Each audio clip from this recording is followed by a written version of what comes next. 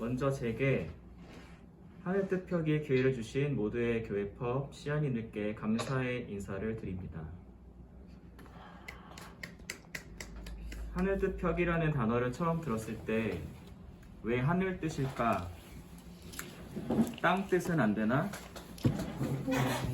하늘은 뭔가 거룩하거나 있어 보이는데 땅은 그렇지 않은 걸까라는 의문이 생겼습니다. 물론 말씀을 가르치다는 의미의 설교보다 훨씬 낫지만 여전히 하늘은 우러러 보고 땅은 속되다고 여기는 이분법적인 생각이 깃들어 있는 듯 보입니다. 어찌 보면 본문과 별 상관없는 이야기 같지만 그래도 이와 관련된 의견들을 나눠보고 싶었습니다. 왜냐하면 예수님은 땅에서 태어나서 말 구유에 누이고 하나님의 뜻을 이 땅 위에서 선포하다가 십자가에 달렸기 때문입니다. 이처럼 땅이라는 공간은 예수님을 믿는 우리에게 하늘 못지않은 의미로 받아들여질 수 있다고 생각합니다. 우리는 지금도 하늘이 아닌 이 땅 위에서 치열하게 살아가고 있습니다. 그래서 저는 이 시간만큼은 하늘 뜻이 아닌 땅 뜻이라고 하고 싶습니다. 그럼 이제 본문과 밀접한 땅뜻 펴기를 시작해 보겠습니다. 여러분은 구원에 대하여 얼마나 관심을 갖고 계신가요? 가끔은 구원이 무엇일까 생각하면서 살고 계신가요? 구원이라고 하면 어떤 것들이 떠오르시나요? 휘황찬란한 곳에서 천사들이 나팔을 불거나 하프를 켜고 흰옷 입은 무리가 한데 모여서 하나님을 찬양하는 모습이 그려지진 않으시나요? 혹은 모임 중심의 모델같이 생긴 예수님이 있다든지 저 멀리 하나님으로 추정되는 빛이 보인다든지 지금은 아니지만 저는 구원을 천국이라고 하는 완전히 다른 세상에 편입되는 것, 즉 죽어서 영원 불멸한 하나님의 나라에 가는 것이라고만 믿었습니다. 가끔 인생이 너무 막막하고 숨조차 쉬기 힘들 때면 지금의 고통스러운 세상과는 180도 다를 것이라 믿는 천국을 떠올리며 위로를 얻기도 했습니다. 일종의 도피처가 되었던 것 같습니다. 제가 그런 믿음을 가졌던 이유는 아주 단순합니다. 교회에서 그렇게 가르쳤기 때문입니다. 또한 그런 가르침에 대하여 아무런 의심과 호기심도 없이 교회에 누군가가 별 고민 없이 던져주는 말들을 그냥 삼키며 받아먹었기 때문입니다. 매우 충격적이지만 구원에 대한 믿음은 결국 제 것이 아니었습니다. 다른 이들의 믿음을 제 것인 양 착각하며 그것에 맞춰 살아온 것입니다. 관습적인 신앙생활은 신에게 절대적으로 복종하도록 하는 촉매제 역할을 하면서 의존감과 죄책감의 늪으로 끌고 갔습니다. 나의 신학이 없었기 때문에 30년이 넘도록 신앙생활을 하면서도 나의 하나님을 만날 수 없었습니다. 그것을 알아차리고 수용하기까지 꽤 긴 시간이 필요했고 방황하며 헤맸습니다. 여러분도 혹시 저와 비슷한 경험이 있으신가요? 사실 아직도 저는 잘 모르겠습니다. 기독교 신앙에서 말하는 구원이란 대체 무엇일까요? 모두의 법 시아님들은 구원에 대하여 어떤 믿음을 가지고 계실지 궁금합니다. 조만간 기회가 되면 술 한잔 하면서 나눠보도록 하죠. 대개 구원이라고 하면 자동적으로 내세를 떠올리기 쉽지만 오늘 성서 본문을 보면 꼭 그렇지만은 않다는 걸 알 수 있습니다. 에가에서는 바빌로니아에 의해 함락된 이후 나라를 잃은 민족의 비참함과 울부짖음이 절절히 드러납니다. 강대국의 칼날을 피해 납작 엎드리고 빈곤으로 자식들까지 잡아먹던 망연자실한 세상에서 그들에게 구원이란 저 멀리 완전히 다른 세상인 하나님 나라였을까요? 히브리서의 배경도 유사합니다. 로마의 온갖 박해를 견디고 숨죽이며 살아야 했던 민족이 꿈꾸던 세상은 결코 먼 미래가 아니었을 것입니다. 누가복음 1장 79절 말씀은 이렇습니다. 어둠 속과 죽음의 그늘 아래에 앉아있는 사람들에게 빛을 비추게 하시고 우리의 발을 평화의 길로 인도하실 것이다. 빛을 비추고 평화의 길로 인도하길 가장 바랐던 이들은 누구였을까요? 양치던 목자들, 가난한 이들, 병들어 아픈 이들, 차별받고 천대받던 이들이었을 것입니다. 예수님 탄생의 평화 메시지는 가장 먼저 이 세상에 낮고 연약한 이들에게 전해졌습니다. 그리고 그들에게 구원은 지금 여기여야 했을 것입니다. 현실의 삶이 곧에서 죽음 이유를 깊게 사유할 여유조차 없었을 것이고 그저 어떻게든 지금 여기서 살아내는 것을 소망했을 것입니다. 이러한 일들은 적어도 최소 2000년 전에 발생했던 일입니다. 그렇다면 그때의 삶과 비교해 볼 때 21세기를 살아가고 있는 현재 우리의 삶은 어떠한가요? 제가 살아오면서 가장 트라우마틱한 경험을 한 날이 있었는데요. 바로 2018년 인천 퀴어 문화 축제였습니다. 낯선 분들도 계실 텐데 퀴어 문화 축제는 1969년 미국의 스토널 항쟁을 기념하는 의미로 전 세계적으로 매년 6월쯤에 열리는 성소수자들의 축제입니다. 늘 지워지는, 있어서는 안 되는, 있는 건 알겠는데 내 주변에는 없었으면 하는 존재인 성소수자들이 축제일 단 하루만큼은 자신을 다양한 형태로 꾸미고 자유롭게 광장과 도로를 누비면서 내 존재를 마음껏 긍정할 수 있는 해방의 날입니다. 상상만으로도 행복해지는데요. 코로나가 종식되면 함께 참여할 수 있는 날이 왔으면 좋겠습니다.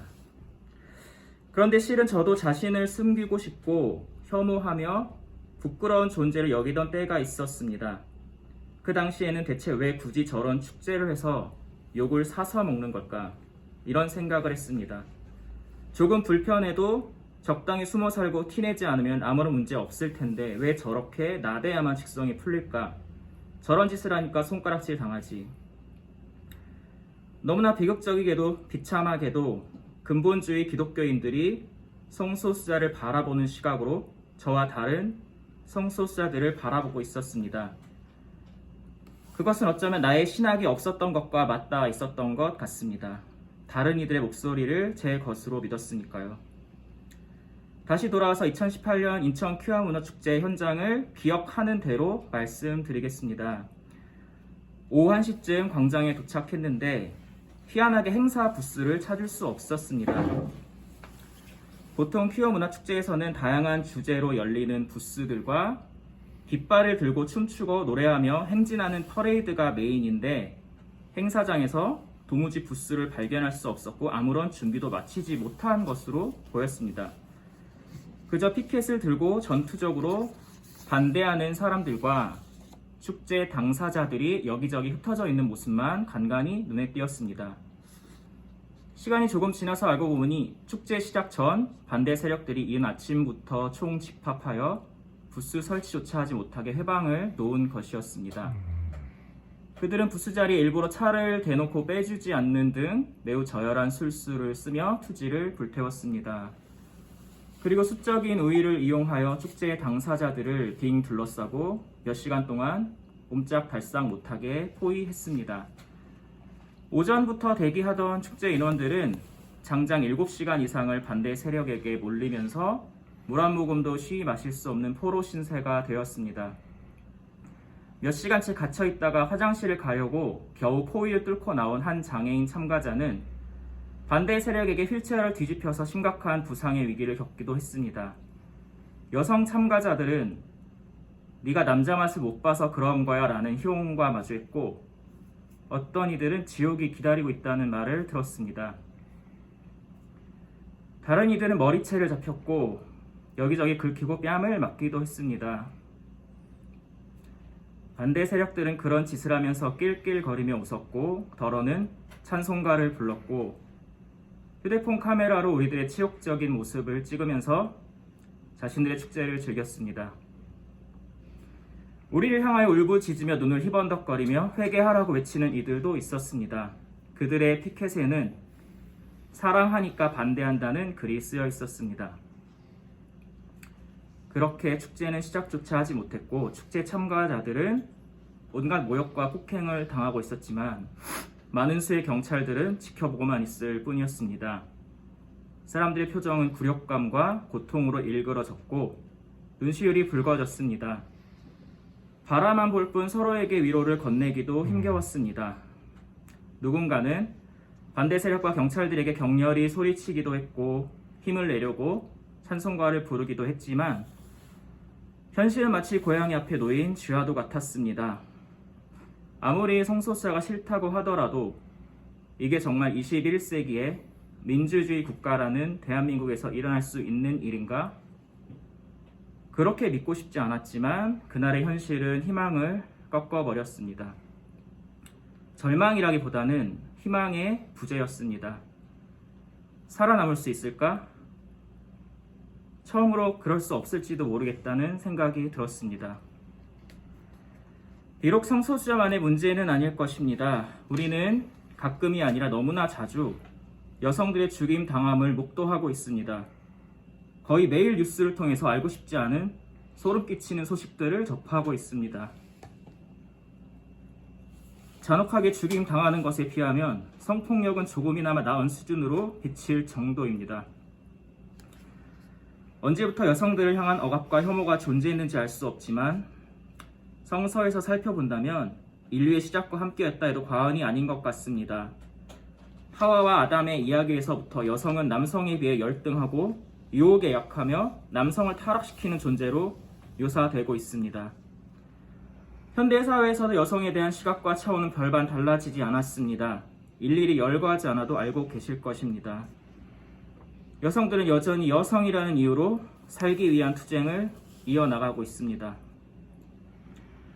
장애인, 아동과 청소년, 노인, 이주민, 비정규직 노동자, 빈민, 비혼 또는 한부모 가정, 전염병에 걸린 이들, 소수 종교인 등 다양한 사회적 약자들은 가혹한 현실과 마주하며 근근히 살아내고 있습니다.